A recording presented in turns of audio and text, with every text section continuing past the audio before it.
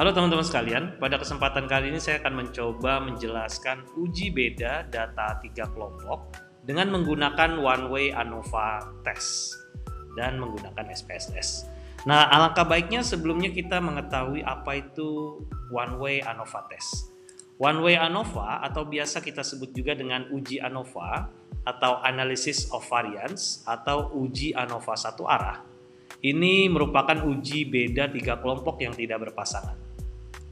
Uji ANOVA ini bertujuan untuk mengetahui ada atau tidaknya perbedaan antara 3 kelompok yang tidak berpasangan. Uji ANOVA termasuk ke dalam uji statistik parametrik.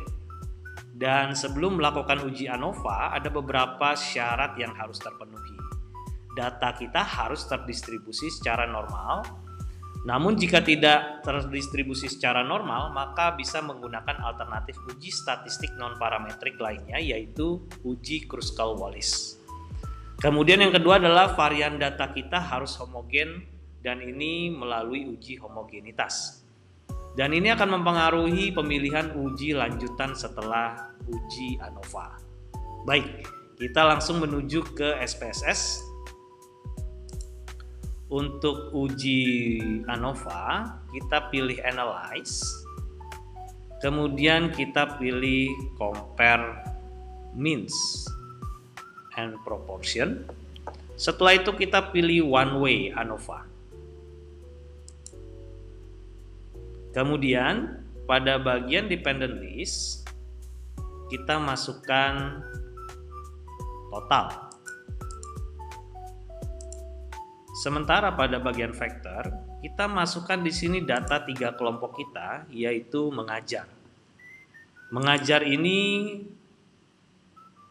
data 3 kelompok karena di sana nanti ada tenaga pengajar yang mengajar sekolah dasar, kemudian pengajar sekolah menengah pertama, dan pengajar sekolah menengah atas, sehingga termasuk ke dalam 3 kelompok data. Kemudian kita pilih option. Nah, di sini kita centang bagian homogeneity of variance test untuk mengetahui data kita homogen atau tidak. Lalu kita klik continue, kemudian kita pilih OK. Nah, untuk hasilnya di sini kita bisa lihat sudah terlihat di sini. Untuk data homogenitas kita di sini based on mean. Jadi yang kita lihat di sini adalah based on mean. Itu nilai signifikansinya adalah 0,517. Namun sebelumnya kita bisa lihat di sini kriteria pengujian uji homogenitas.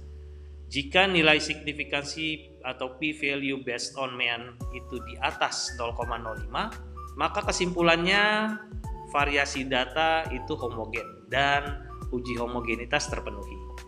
Namun jika nilai signifikansi atau p-value based on mean-nya di bawah 0,05, maka kesimpulannya variasi data tidak homogen, atau dengan kata lain uji homogenitas tidak terpenuhi. Nah, di sini kita bisa lihat untuk nilai P based on mean kita, untuk nilai signifikansinya adalah 0,517, yang artinya variasi data kita homogen atau uji homogenitas terpenuhi. Kita bisa kopikan hasilnya di sini.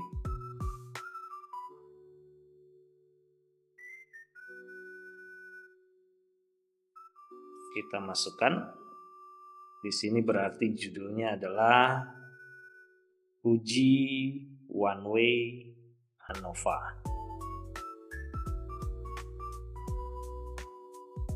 Di sini ada data uji homogenitas.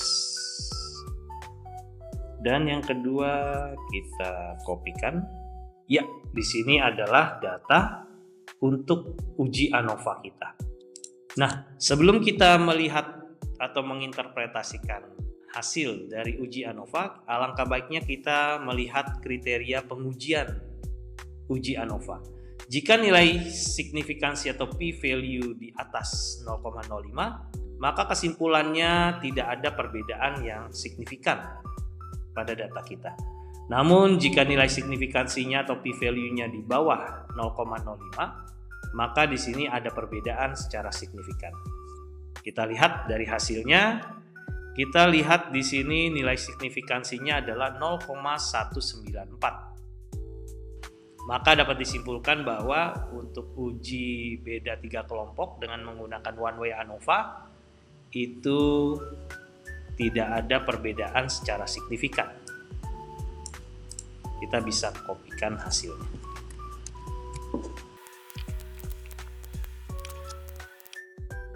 Baik, kita bisa simpulkan dari hasil uji one way ANOVA ini, berdasarkan hasil uji one way ANOVA, peneliti melaporkan bahwa tidak ada perbedaan yang signifikan antara 3 kelompok yang dianalisis, yaitu pengajar sekolah dasar, pengajar sekolah menengah pertama, dan pengajar sekolah menengah atas. Nilai signifikansinya kita masukkan, yaitu adalah ini berarti ya teman-teman ya, 0,194. Nah, dikarenakan tidak ada perbedaan yang signifikan antara 3 kelompok yang dianalisis,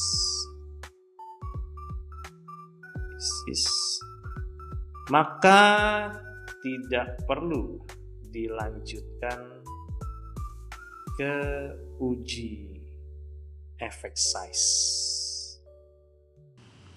Karena uji effect size itu dilakukan jika data kita itu ada perbedaan yang signifikan, sehingga bisa terlihat seberapa besar perbedaan atau signifikansi perbedaan dari data yang kita miliki.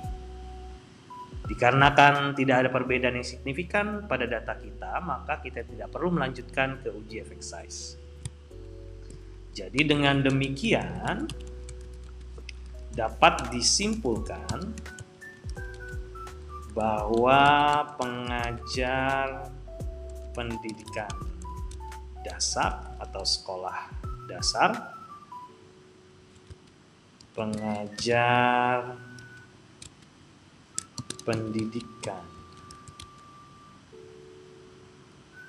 menengah pertama, dan pengajar pendidikan menengah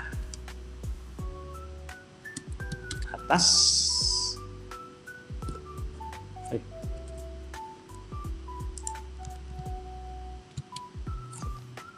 memiliki ketergantungan terhadap penggunaan AI, generatif AI, dalam memecahkan masalah.